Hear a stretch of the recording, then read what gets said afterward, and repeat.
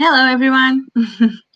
My name is Carolina. I'm part of the recruitment team here in InScale, and I wish to welcome you all into this QAOps and Agile webinar created by InScale together with Blue Prism and Landing.Jobs. I'm just going to switch off my camera so you can see the presentation better. Just,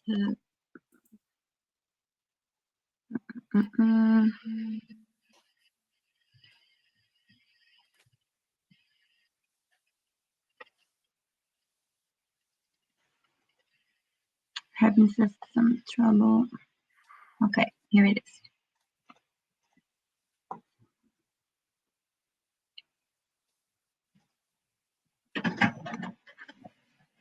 Okay.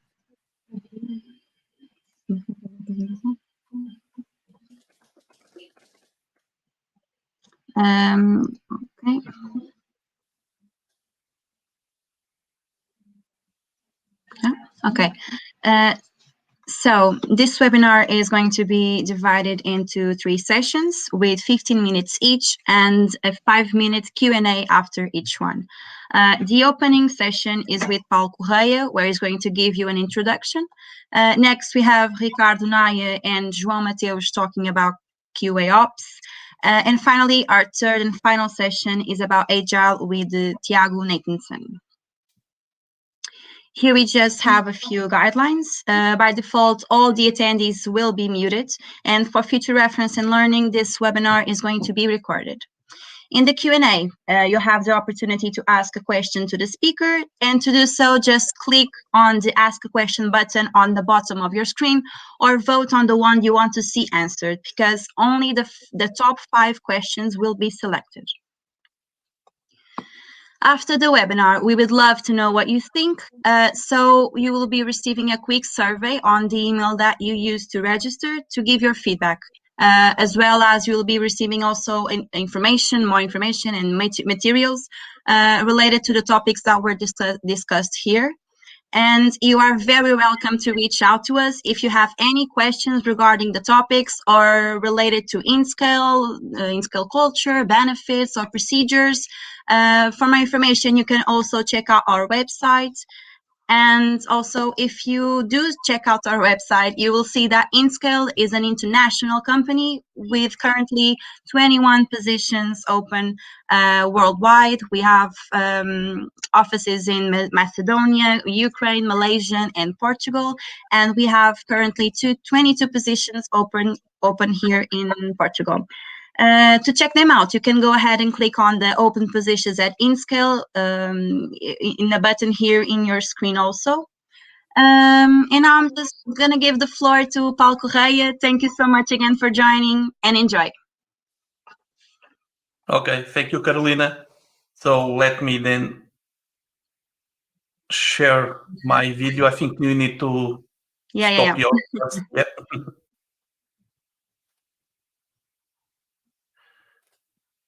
Okay, here we are. So I think all of you can see my screen. So hello, my name is Paulo Correia. So I am the dev manager here at InScale for this particular project that is Blue Prism. Blue Prism is basically one of the companies that InScale's work and provide support and development teams here in Lisbon. I already have a few years of experience, more than 26 years working on IT, and this is not the first time I have set up a nearshore team working here in Portugal for a customer abroad. So a bit more detail regarding Blue Prism. So Blue Prism is a software company that started business around 2001. They are a leader in RPA markets, and also they are one of the leading developers of RPA technologies. And for many of you, I can imagine that you can think about what is RPA. So RPA is the letters that define robotic process automation. The idea behind of any RPA is to replace those more bored tasks that you have people doing usually in the back office that needs to, for example, integrate data from different applications that were never built to be integrated. So to allow them to integrate those applications. Imagine, for example, in a HR process that you have someone starting new, and as soon as you, in your HR application, you create the record of that new employee, automatically could trigger an RPA process behind that would, for example, start the purchase process to buy a new laptop for that new employee. Also to go, for example, to the administrative panel of Office 365 to create his mail account also, and maybe send some few emails notifying the leadership that we have a new employee and this is their responsibilities and what they will perform at work.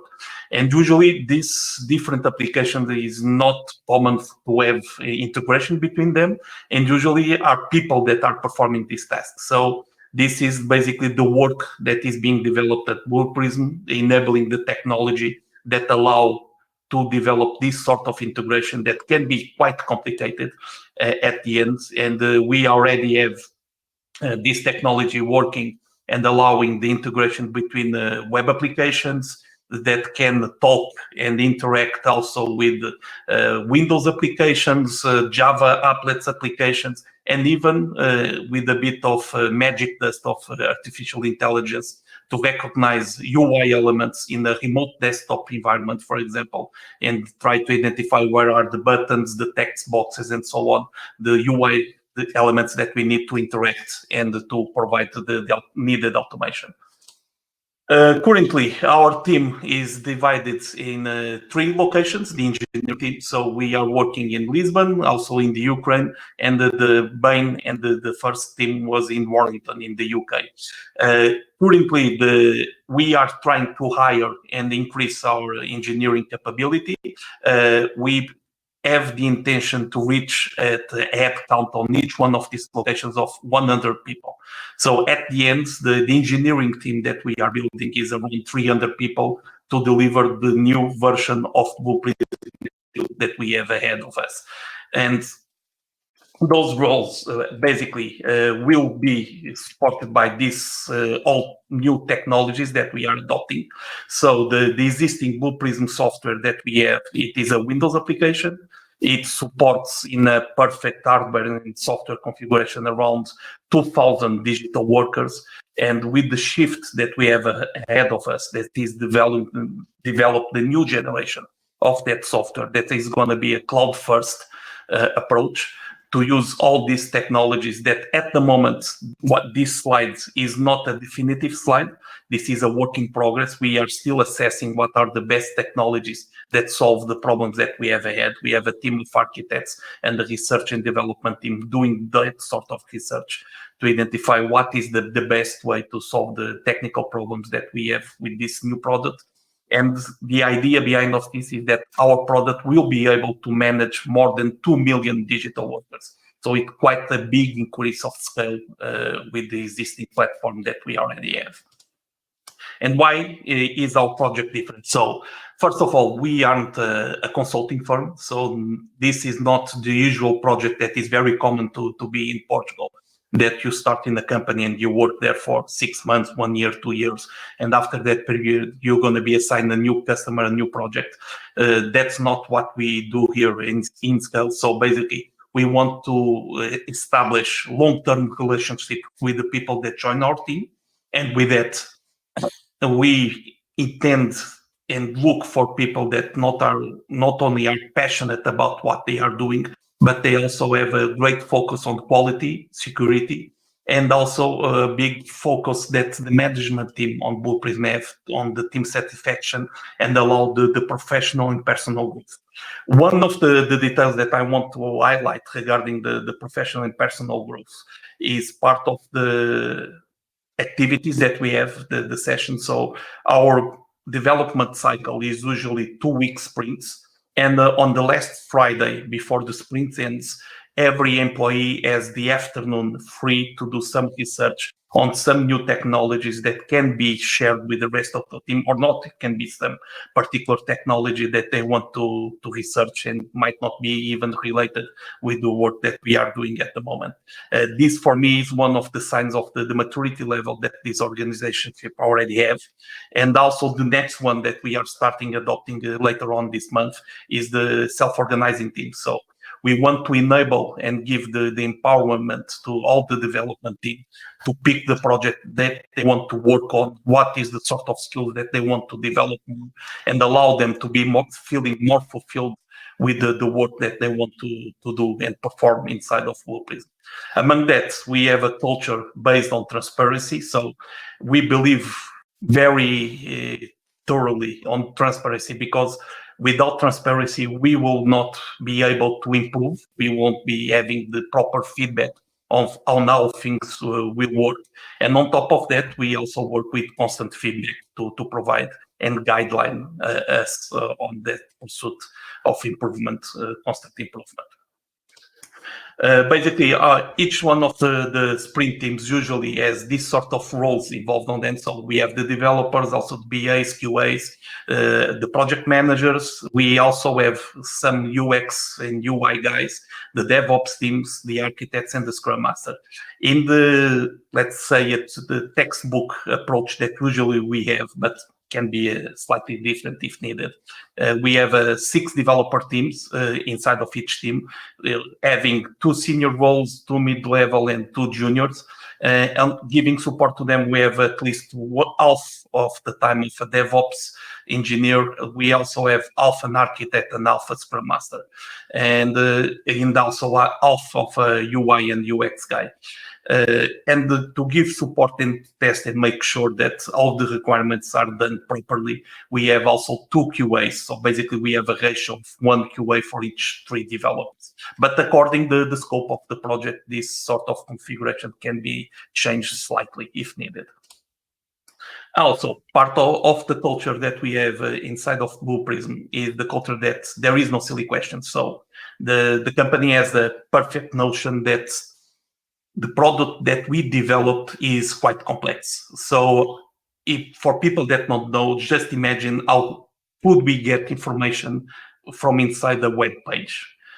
This is one of the big issues that we had to face and to solve, because related with security concerns, all the browsers work in a sort of a sandbox, a security sandbox, to prevent any security flaw that the web page might inflict, and also might compromise the operating system where it is working at. And we are able, with the engineering team that we have, to inject behavior inside of a web page from something that is outside of the web page. So we were able to bypass the sandbox in a safe way, to enable to extract information of a web page, or to press a button inside of a web page, or to gather information of a web page that later on we might need to add, for example, to a SAP application that is on the side in the same computer. So the complexity level that we have here is quite high. It's quite challenging, and the company knows that. And basically, the culture is that if you have any question, if you feel maybe if it is even a silly question, something really basic, don't be shy. There is no silly questions. Go ahead and ask. It's better for you to have all the questions answered to you, and provides that you know what you are doing and how everything is working, instead of being shy with some questions, some doubts around you that maybe later on you will make a mistake. So basically, we are trying to prevent that anyone makes a mistake. Also, our usually induction process is of 2 weeks. During those 2 weeks, we will get in touch with all of the disciplines beneath engineering. So we have a session with the development team leaders. You're going to have another one with the Scrum Masters, DBAs, and so on. Sorry. And during those questions, the openness culture is so big that at the end, all of them will share their Slack handle and tell you, okay, if you have some questions related with the databases, just hit me up on Slack or over this channel that is the channel for the DBAs, and we will basically answer all the questions that you have. So it's a very open, collaborative environment that is not very common to find in some other companies, mainly sometimes not in the consultancy projects that are very common. So this is my part. I hope that with this presentation is enough to entice you at least to look at the opportunities that we have open to work on Blue Prism.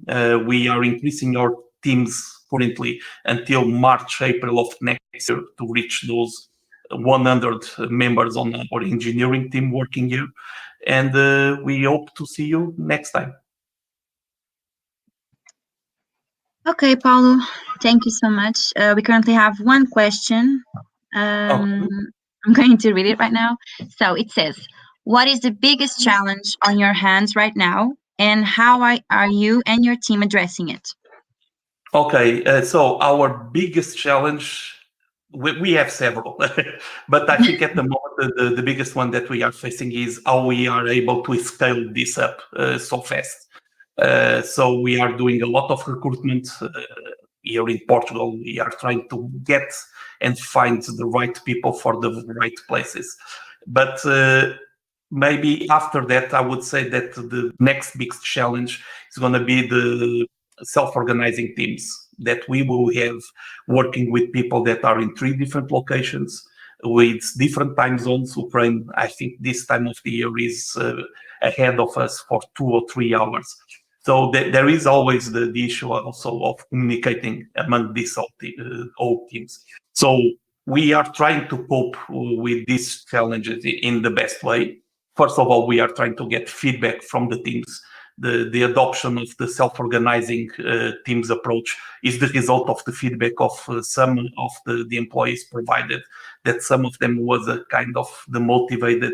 They wanted to change and to pick up different parts of the application to get them involved with. And basically that's how we do it. We try to get the feedback from the teams on how the management is performing, how they are feeling regarding the process and the company and the work they are working. So we are kind of eager now to see how is going to be the adoption of these self-organizing teams that we have ahead. And that's it, basically. We work as a whole, as a team, to try to solve and address all the issues that we face. So at the moment, I would say the next one is going to be that of the self-organizing teams on top of the recruitment, I would say. And we have another one. If we are having separate DBAs and SQL Server and MongoDB roles, yes. So with the shift that it's Armando, okay. So Armando, currently with the shift that we have for the next version of the application, we had on the previous one, basically relationship database that was SQL Server. In some particular cases of some customers also, they use Oracle. But with the new approach, we no longer see the role as a DBA, just of a DBA of SQL Server, Oracle, or so on. So we think that we need to have people in that role that kind of, the name that we found for that position is more the DBA manager. So it's going to be someone that manages data, and that data can be in NoSQL form or even relational databases. So that person that we are looking at the moment is someone that has more knowledge on MongoDB, because we already have a very competent, skillful DBA team at the moment. And all of them are trying to learn and about NoSQL databases, and currently we are looking for people for MongoDB. That's why it looks like we have separate roles, but ahead of us, I would say that sort of roles will get mixed a bit between them. Okay, from Renan, if we are considering hiring people from other countries in the pandemic scenario. Yes, we are considering that possibility, but the way the fiscal system works in Portugal, we aren't enabled to hire those persons unless they have a fiscal registration here in Portugal. So basically, if it was someone, for example, from Spain that we wanted to hire work here, we could work with them, but they would need to have a residency here in Portugal in the fiscal registry also here in Portugal. Otherwise, we won't be able to do that. And I don't know if we have any other questions here.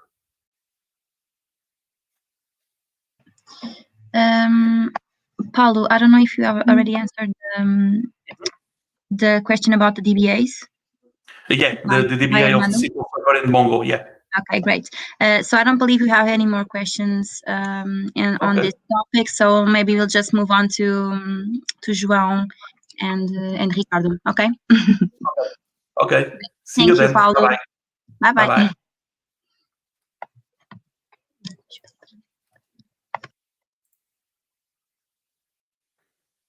Hello, everyone. Let me share my screen. Good afternoon, all.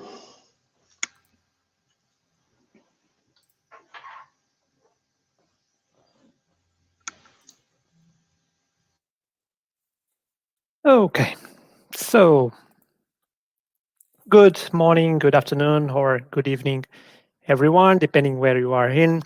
First of all, thank you for joining us on this webinar. I will start by presenting myself. So I'm Ricardo Noia. I'm actually one of the QA leads in Blue Prism. I've been working on IT for around 7 years, went through different roles like software developer, business analyst, QA, and my last 12 years were focused on this last role. I'm here today with João Mateus, one of the DevOps lead in Blue Prism as well, to talk about QAOps.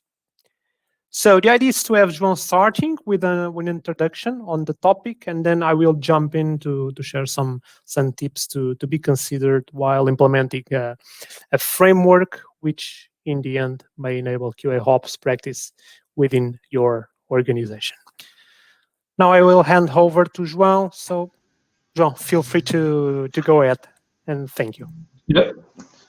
Thank you, Ricardo. So good afternoon to all, everyone. So first of all, what is DevOps? So taking what is the AWS definition of DevOps? DevOps is a combination of cultural and philosophical practices, tools, and that increase organization ability to deliver applications and services quickly and effectively.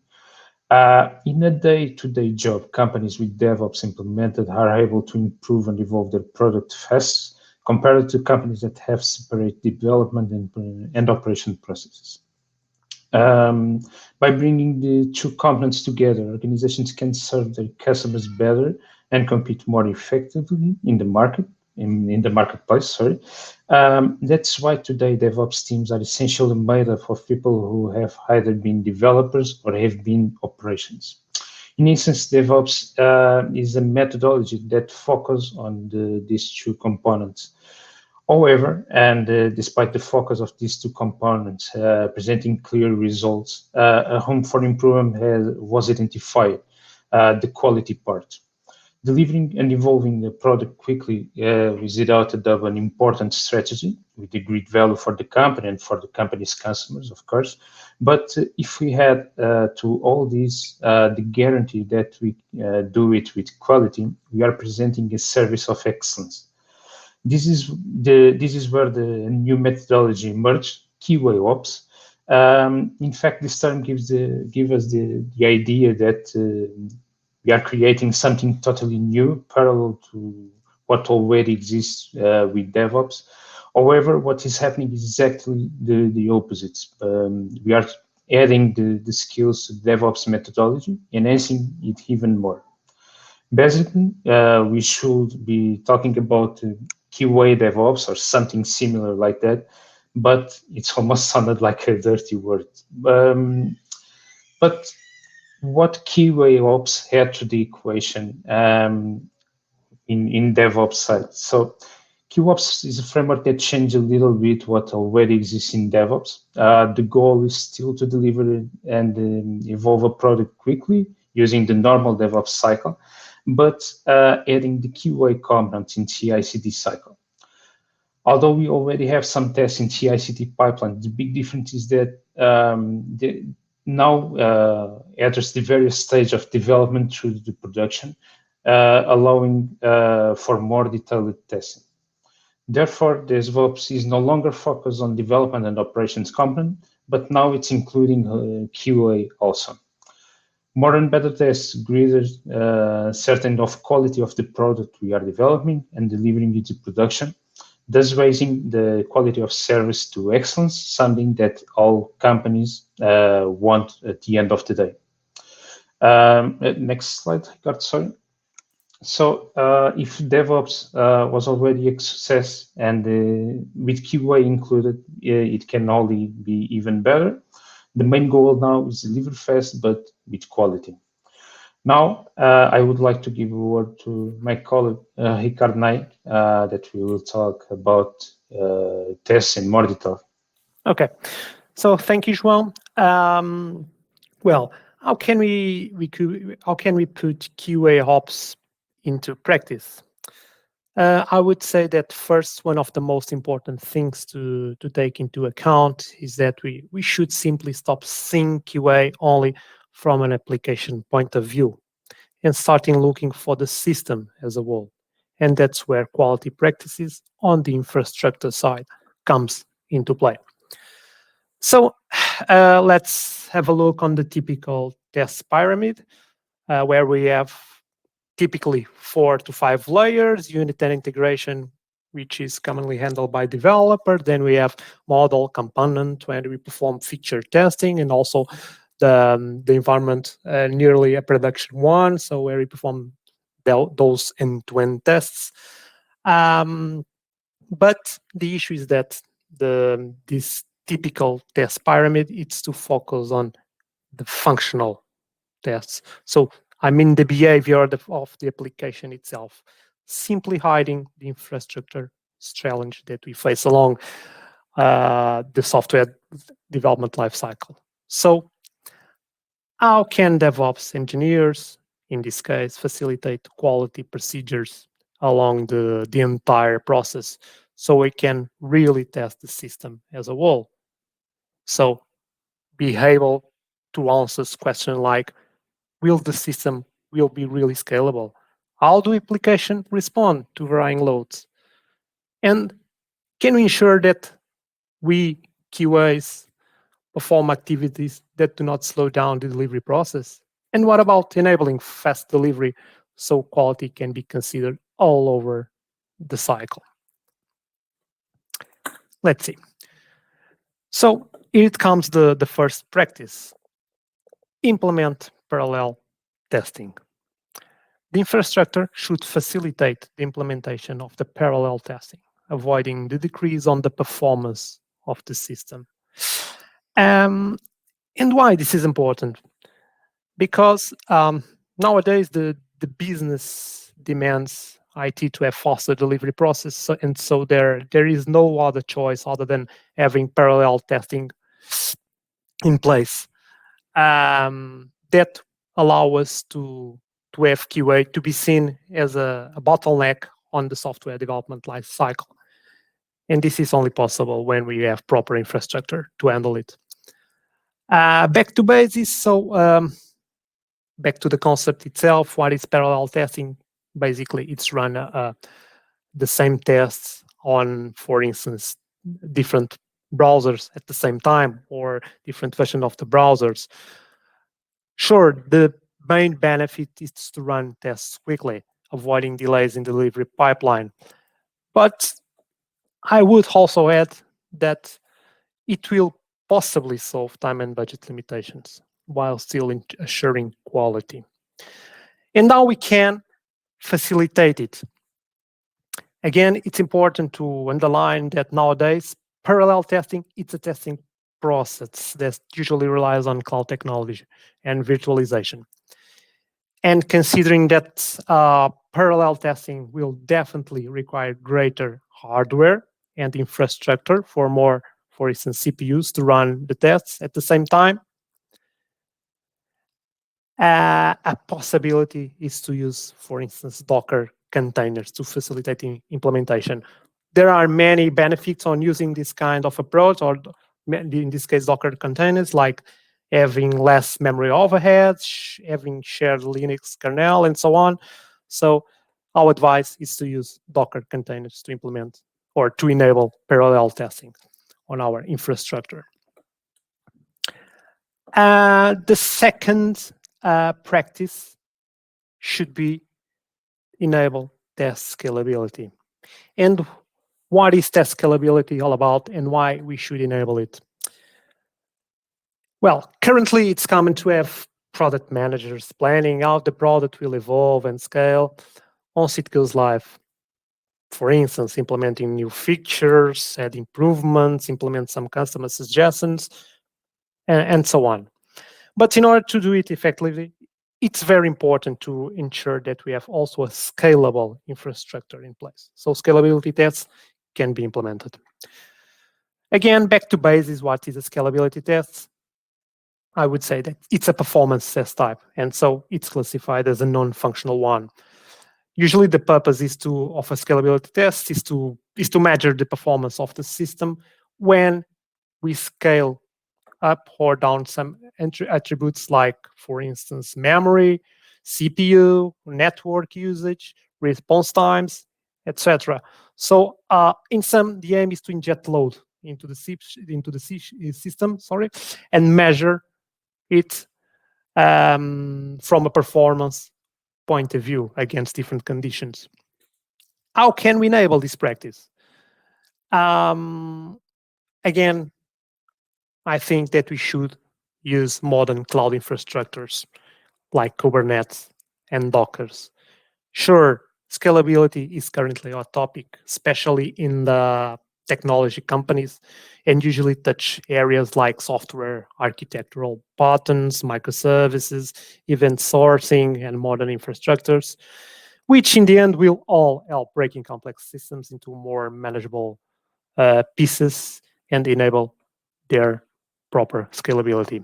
But looking only from a QAOps perspective, we believe that solutions like this one, Kubernetes or Dockers, will be the best one.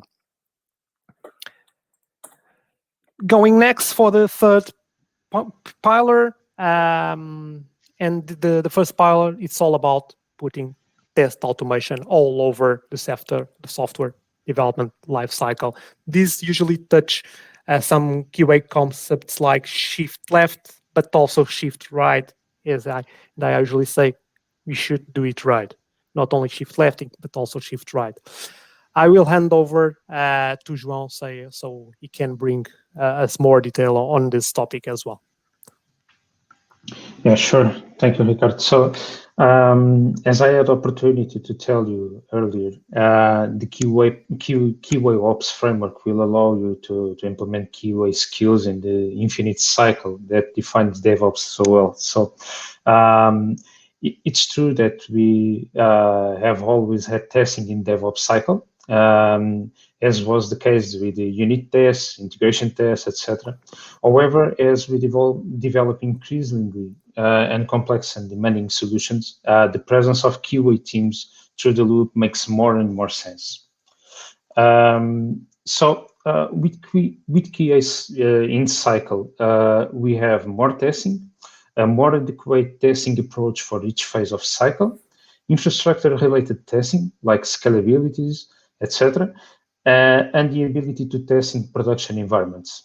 And the next slide, Ricardo, can you show? Yep. So related with the testing in production. So it may seem a bit strange to you, but there are several benefits associated with testing in production. So with this approach, we can collect real-world data that you can never generate during development. See if production operates reliably in less predictable real world, support a larger strategy of incremental or even continuous release, better performance testing and monitoring, fast problem detection, and continuous testing feedback. However, there is also some risk, of course, in having tests in production, like lake-sensitive data, mess-up tracking and analytics, release a poorly designed product or features, etc. But it's something that we need to mitigate during this process. Well, to support production testing methodologies, several existing deployment strategies are used right now, like blue-green deployments and canary deployments. These methodologies are already widely used because they allow us to deliver the new features, minimizing the possibility of downtime. And in case of failure in deployment, we can easily revert it. The image on the slide are explanatory of these deployment methods, but I would try to explain you better. So in the case of the blue-green deployment, we have two production environments running, with one with the blue application, the old one, and the another with the green application, the new one.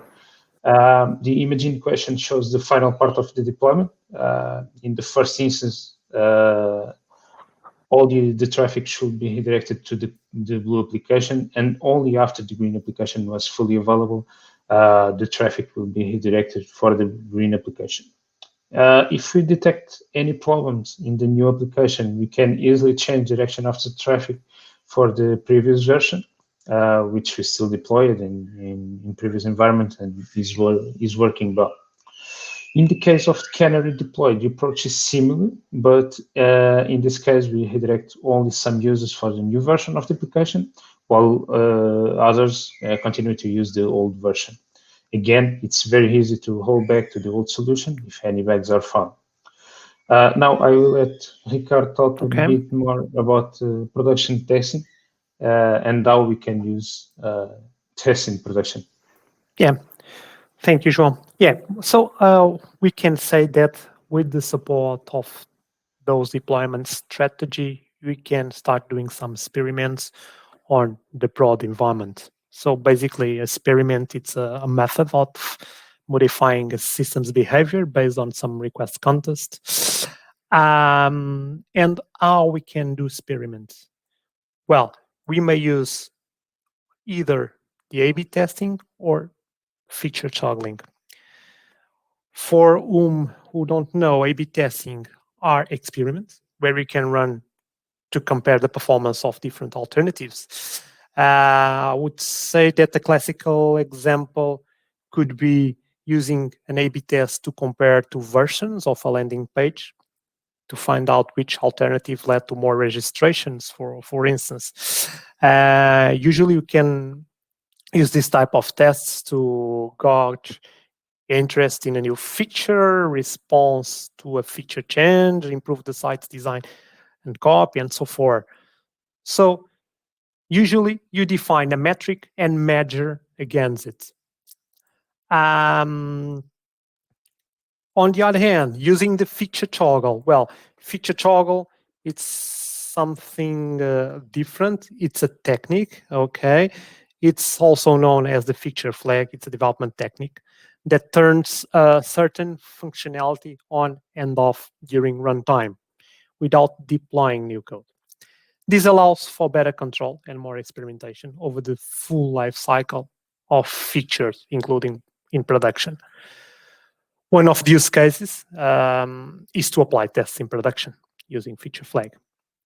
So using feature flags, we can apply to test new features in production while mitigating the risk of a poor release by providing a way to quickly roll back the feature if necessary via kill switch, for instance.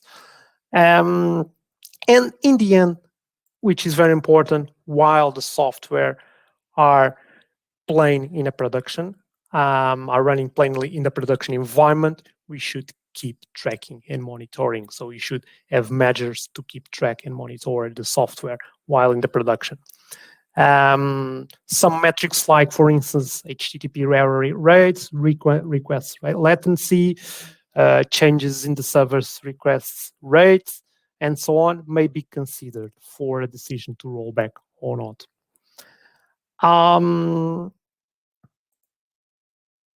So I would say that what we are aiming to reach while implementing a QA framework. Overall, we are aiming to reach the stage where we will be able to holistically testing the system as a whole, early, continuously, even into prod, including measuring what really matters and incrementally improving. This is somehow related with the lean QA concept. That's all for now. We reached the question and answers phase. Don't be shy. Feel free to ask us some questions. We are here to try to clarify you. Thank you.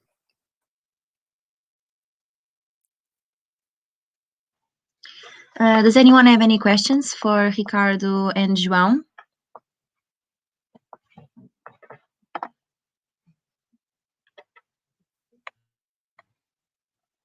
Let's see. Just wait a minute. Come on, guys, don't be shy.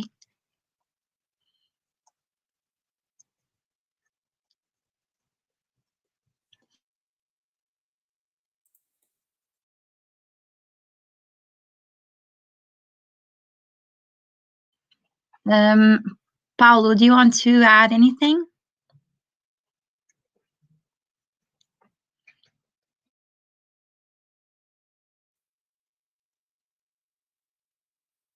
Okay, thank you all for your attention. Oh, It is the first question.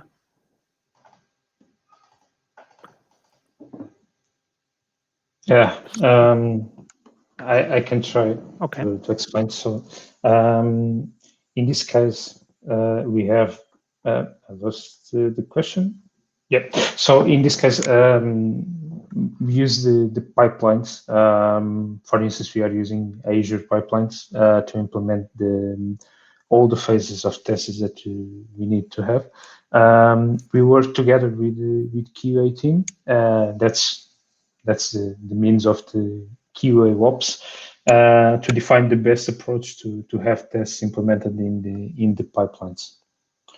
I don't know if you, Ricardo, want to add something else? Yes, basically, we aim to add some different automation level using pipelines for that. So, for instance, we are implementing automated tests or a pipeline that will throw automated tests right after a feature is committed to from feature branch to development branch, and then we have a nightly run of our regression test, which is a bigger test set running in the night, and then periodically we have also system integrated tests, so that more end-to-end approaches for automations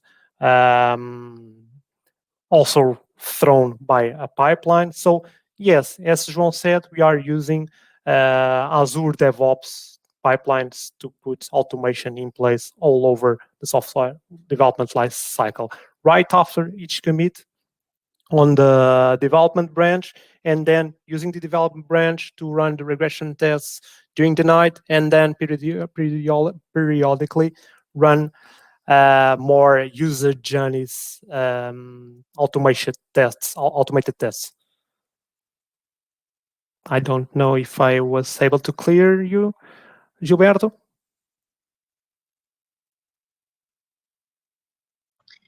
Meanwhile, Ricardo and João, there's 2 more questions.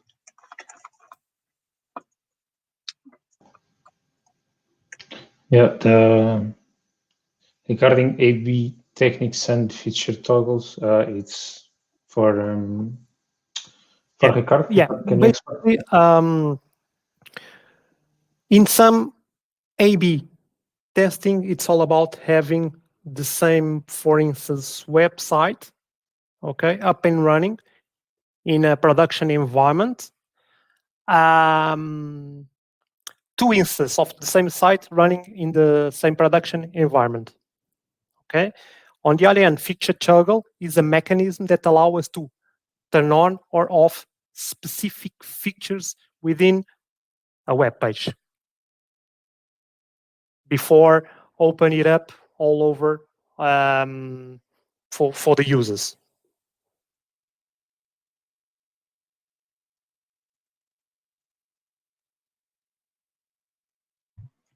Okay, thank you. We'll just have one more question from Luis Rodrigues that says, what type of monitoring do you guys do in new releases?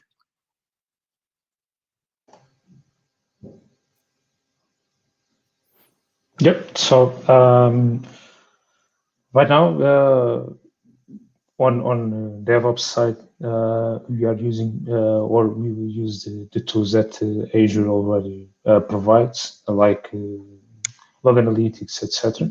Regarding the QA, so we want to implement specific tests, and Ricardo, it's the best guy to talk about that, but it's to implement specific tests that we can do on monitoring solutions and try to get information about the applications that are running.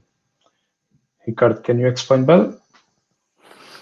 Yeah, basically we have some procedures on quality side, either from application point of view, but also receiving feedback from a set of users, so we can enable a fast monitoring and feedback to correct if something went wrong.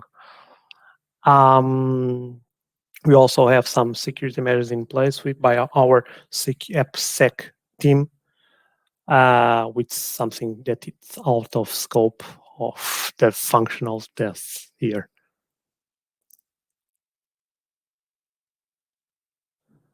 Okay, I'm seeing that we have also some more questions. Ricardo, João, we have to move on. Okay, we'll try to answer the rest of the questions after, but we'll move on into Agile with Tiago. Okay, thank you so much, both of you. Okay, bye-bye. Thank you. Thank you. Thank all. you. Bye-bye. Bye-bye. Thank you.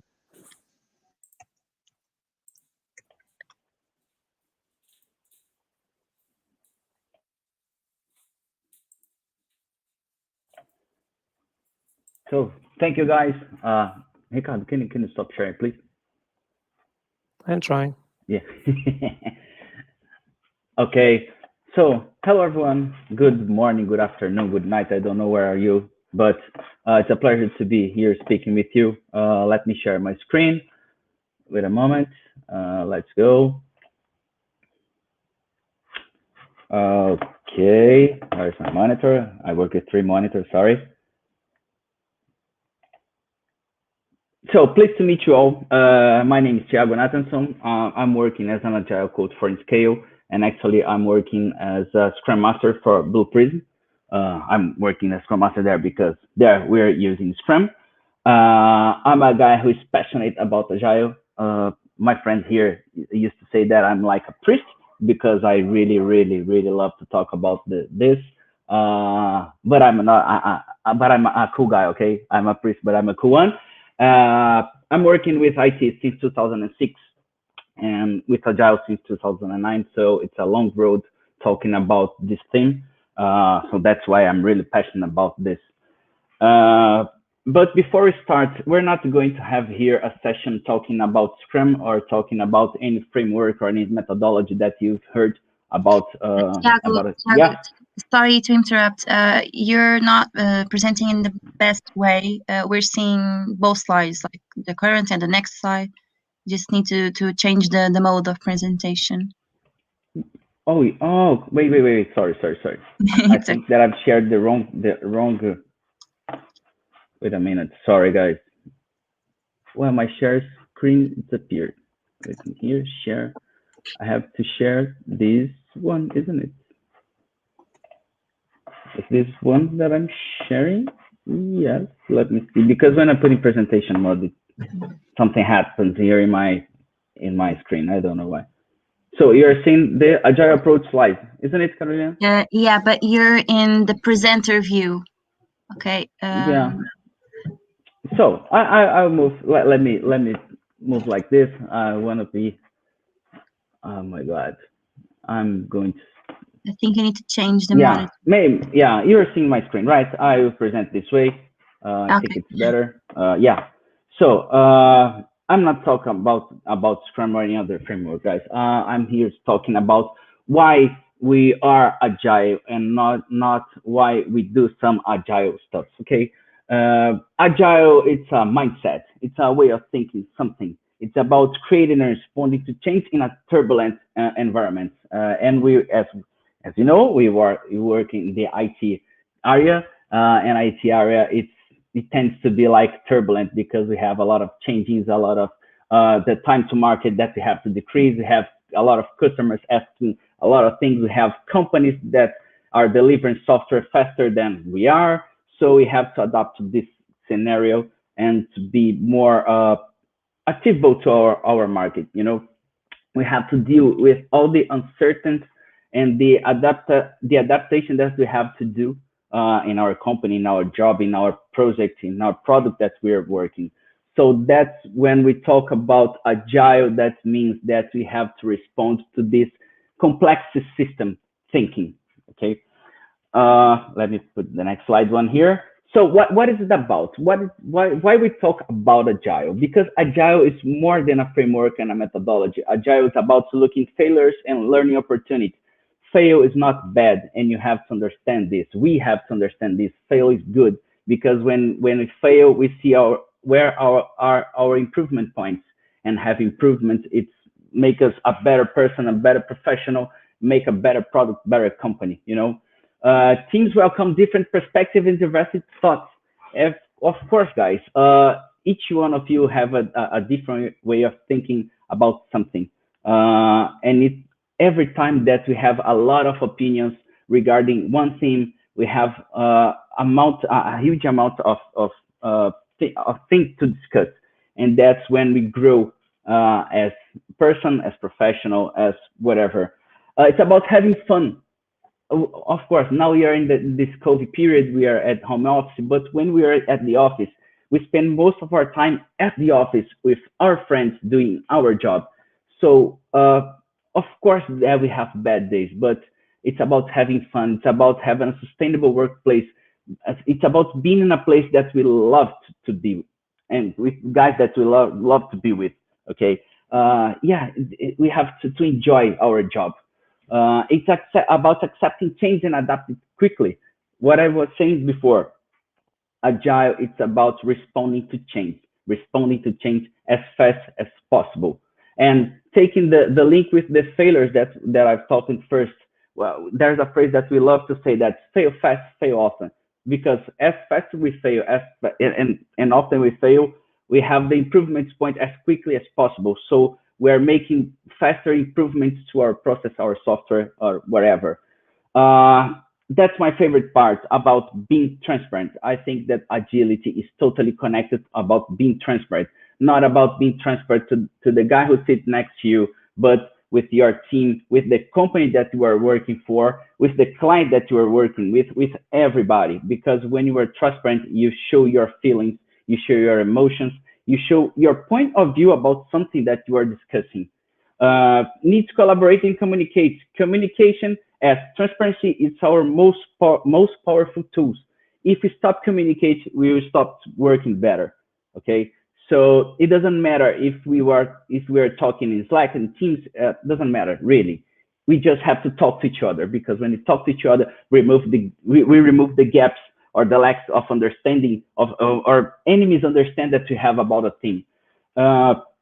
It's about being aware using anti-patterns. We're talking about innovation, we are talking about research, but we have to be aware when we use anti-patterns, but we can use it, we should use.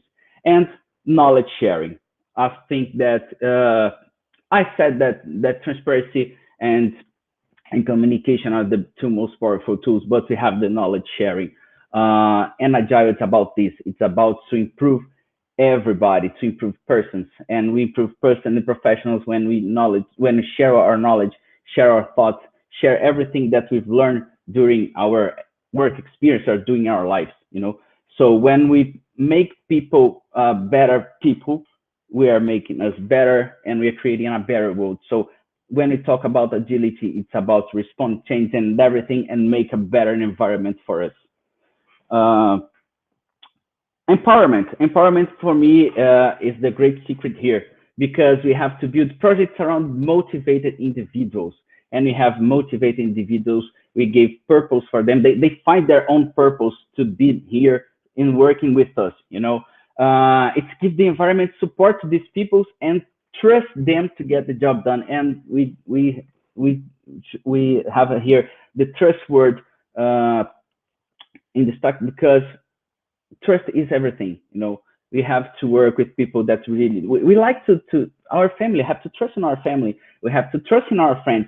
So we have to trust in our colleagues at work. We have to trust in the job that our friends are doing, because if they are working with us, it's because these guys are so good as we are.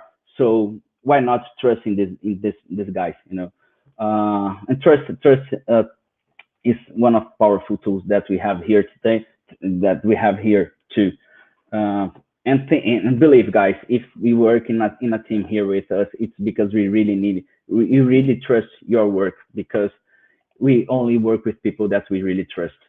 But connecting to some agile stuff that you probably have read or have heard in any conference or any post that you've read, we have the agile values, and we took it seriously, and that's true. For us, it's more important to have individuals interactions over the process and tools. It doesn't matter if you're using Jira, Trello, or any kind of tools, or any kind of process framework or methodology. For us, the most important thing is the people that are working with us, that sit beside us, the interaction, the communication that we have to each other, to each area, each company area. It doesn't matter. Communication comes first, always. Working software over comprehensive documentation. It doesn't matter if you have 300-page document in your software. If your software doesn't work, doesn't matter. Your software, your product, or whatever, your process. If it doesn't work, doesn't matter. You have a lot of documentations and nothing to show to your customers. Customer collaboration over contract negotiation. Well, it's about improved communications. It's about to trust. It's about take care of each other. It's about working together. It doesn't matter if when you say contract negotiation here, don't think about the contract between companies. Okay, imagine that like a commitment that you did in your, for example, in your sprint, if you're using Scrum, or in your cadence if you're using any other framework or methodology. It doesn't matter if you have something written in a piece of paper or in a software. You have to collaborate with each other. Responding to change over following a plan. Once again, it's about adapt as quick as possible. Probably, if you're using Scrum, you have your sprint plan, your sprint backlog. It's a plan that you plan to follow with your team, but maybe you can have some change in the way. So you have to respond as quickly as possible, and that's the secret about agility, is about being adaptable to everything. And as Paulo, João, and Ricardo was talking about scale, Paulo was talking about scale our teams, scale our products. Ricardo and João were talking about scaling our process regarding the software, the test automations, and the continuous integration in our continuous integration pipeline. And when we talk about Agile, we talk about scale the culture, scale the framework that we work with, the methodology that we work to scale everything that we're talking till now for the whole company. And that's the huge challenge that we have. And I picked the question that was to Paulo about what's the biggest challenge that we have. And I think that scalability is the biggest challenge for Agile in this company right now. Imagine when we scale Agile, imagine building a house that you have to have the as strong as possible basement for your house. In this case, it's the foundation Lean Agile leadership. It's about guarantee that you have the right people talk about the right thing at the right time with the right people. Okay, when we guarantee this, that we have focus on the product that we are working, we're constructing a solid basement. And as every construction, you have pillars. And here we have respect for people in culture, flow, innovation, and relentless improvement. Again, if we want to scale every process that we build here, we should focus on these 4 pillars, because we have to respect people that work with us. We have to respect the culture, and the culture, not only the company culture. As we said, We are a cross-country company, you know, so we have cultural difference from each other, and we have to respect this. We have to increase our culture and increase, I don't know, increase us, improve us as a person, you know. And we do this much better when we connect to other cultures, and that's fantastic. And that's why I can say for you guys that it's good to work in a company like this. We have to optimize always our workflow. We have time to market to decrease. We have to follow our customer needs. So we have to understand and make that this flow, it's how can I say, it's transparent for everybody, and that guarantee that it works for the product that we are working. Agile, it's about innovation too, about doing research, catching a new way of developing a software, a new language, a new programming language, a new tool, a new framework, a new methodology. It's about looking for new stuff to improve our process. And relentless improvement. We have to have a constant sense of danger. We're here to improve our process, improve our software, our product, but we have to have this sense. It's optimize the whole. We are always trying to optimize everything, our process, teams, people, all the time. I think that when we do this, we are contributing for all pillars that we have. And when we keep these pillars as strong as possible, we are making a good environment to achieve our goals, okay? And it's important here that these goals is transparent for everybody in the company. Again, I'm talking about transparency, because if people doesn't know where they have to focus, any way that you go, you can just achieve something, you know, but maybe you're not achieving the right goal. So that's why it's very important to have these pillars, these basements, and this kind of transparency to make the company be agile and not doing something agile. And that's the most important, okay? And just to catching the problem for the actual scenario. Here in Blue Prism, we are using Scrum as a framework in our process, and we are using less to scale it. I'm not gonna say that we're going to use both of this forever, because we are here to innovate, to research, and to improve everything. But that's how we work today, and I say that it's really working for us here. We are really trying to get to have a transparent environment, a nice environment to connect people, to connect teams, to connect cultures. And that's how we work here in Blue Prism. In my perspective, and in my personal view, work in these multicultural teams are fantastic. Yeah. Every day it's a new day. Every day we learn something new. Every day we are improving us as a person. And that's what I have to say. That's what I have to say to you guys. Is that we are looking really for being transparent and to have this environment to work together, you know, because I know that in one time we'll be back to the office, and we have to guarantee that we have the best environment ever to work together, because it's here that we are spend most of our times, and we have to do it the best way as possible. I try to speak quickly. I could spend a lot of hours talking about these things, and my friend knows this. But for now, questions. I know, Paulo, that I stole your first question, but okay, I'm sorry for this. But guys, questions, please. Tiago, we have one question that says, what are the challenges of working in a multicultural team? A multicultural team. I'm kidding. Each country have his own culture, and not adapt, but yeah, connect to other culture it's very difficult. Yeah, you have to how can I say? You have to break some stones, you know, to connect and be friendly to everybody. Some cultures, they are kind of close. For example, Brazilians are like very open persons, and to connect everything when you have this kind of difference, it's the most difficult part.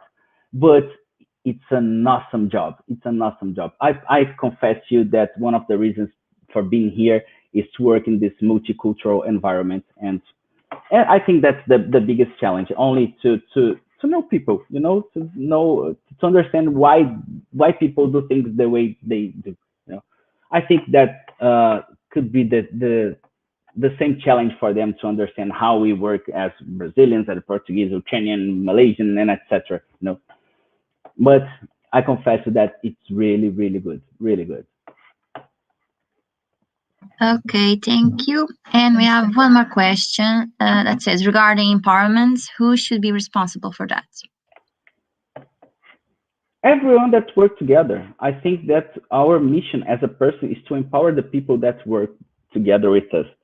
Of course, we have managers, we have directors, have C-levels, have leaders, and these guys sometimes used to take this mission, this goal for them, you know. But I used to say that the empowerment as empowerment should be done by everybody. Everybody. Sometimes it's just a word that you say to your friend that's beside you. You know, imagine that your colleague is having a difficult day, and he's facing a problem in coding something, for example, and he's 2 days stuck in this problem. Sometimes you empower him is just to take the side, to take care of him, and ask him what's happening. You know, what's happening? How can I help you? Is the most powerful phrase that we have. And sometimes this is giving empowerment. And of course, we have the research, we have the new technology that we are looking for. This kind of empowerment, to have a amount of information to bring this new stuff inside the company. And that's what we practice here. We are open to new stuff to improve our process, communication, operations, and etc. And everybody is able to do this. Okay, it's not a senior thing. It's to everybody, really. Okay, thank you. And we have another question by Carlos that says, thinking in create an agile culture, what are the challenges to avoid? The question just disappeared. Okay, no problem. Another question. Will scale agile framework be of consideration in the future of Blue Prism in comparison to Scrum currently adapted? Sorry, can you repeat? Again? Yeah.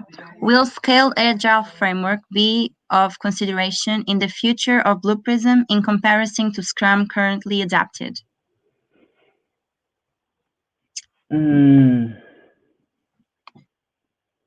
Nice question. I think that for the it's hard to say something about the future, no. But I think that we are always looking for the best practice for in each framework methodology. It doesn't matter if it's for scaling agile or not. I think that we're always trying to pick the best of everything and trying to build our own process, that this process should work for us, you know. So our process shouldn't be stuck in one kind of framework.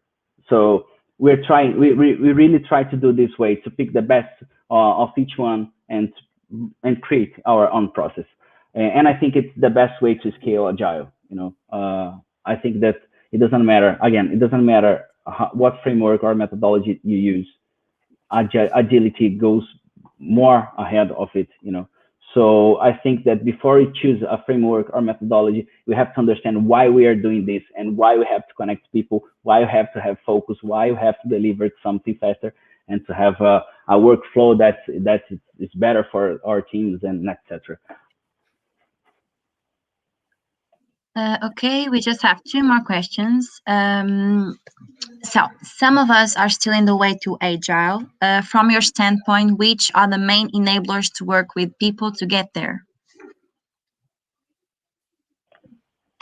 I think that the starting point should be why you are doing something in agile approach. You know, I think that's the main question that we should always ask to our companies, to our friends, to our leaders, and who else. Because when we understand why we are doing things this way, I think that's the best starting point, you know. So it doesn't matter if you're a new Scrum Master, if you're a new Agile coach, if you're just learning something from Agile methodology framework. First, understand why we do this, you know.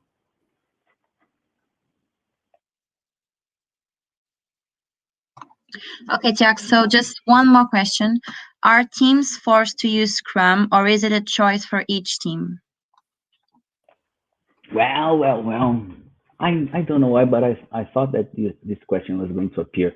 For now, teams are using Scrum because it sparks like, I don't know if I can say it this way, but like they choose one framework. I'm not as old here in Blueprint, so I can't say for sure why they choose Scrum. But I think that they choose Scrum because it made sense for them on the period that they choose. But in my perspective, I think that we should work best for the team, you know, for the product.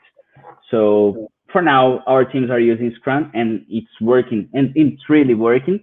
And we don't have any necessity to change for any other framework or methodology. But I will not guarantee this, but in the future, who knows? Yeah, maybe. Imagine that we can have a team running Kanban, for example. Yeah, we can have. Why not? So to add a bit on top of what Thiago was saying is that all the process that we have at the moment, the way we are developing software, the way our CI and CD are being built, is according to the needs that we have and the inputs and the feedback that we get from the engineering team. So it's not something that we pick up like it is a trend in the market, so let's do it because everyone is doing it. It's something that we do because we believe that can help us to achieve the results, the goal that we have had. It's not something that we pick up because the guy next to us is doing it without understanding why he's doing it. So it's like Thiago was saying, it's very important to look for why we are doing this. I know, and this maybe is not the best example to talk about this, that I work in some consultancy firms that were doing Agile, but the Agile was more related with the requirements being dynamic, let's call it that way, but the deadline was always the same and the scope only increased. So it's more an Agile fragile than an Agile properly. So I think that's the main question is why we are doing this, because why we are doing Scrum and is working great for us could be some other company or some other team that might be working better with Kanban, for example, because that taps better to their culture in the way that the team members work. So it's something that you will need always to look for the reason to support the decision that you are making. Thanks for the answer. Nice one. Any more questions? You have any more questions? Paulo, we don't have any more time. Okay. I just want to thank everyone that joined us today. I hope you've enjoyed the topics that were discussed here. And also I wanted to thank the speakers, Paulo, Ricardo, and João, and Thiago also, sorry. Thanks for explaining everything so well. I want to remind all of you also to check our website, to continue to ask questions, to reach out to us if you have any doubts. Okay. Thanks everyone. Have a nice rest of the week, a nice weekend. Okay. Okay. Thank bye you to bye all, everyone. Thank you so much. To see you Thank you. Bye.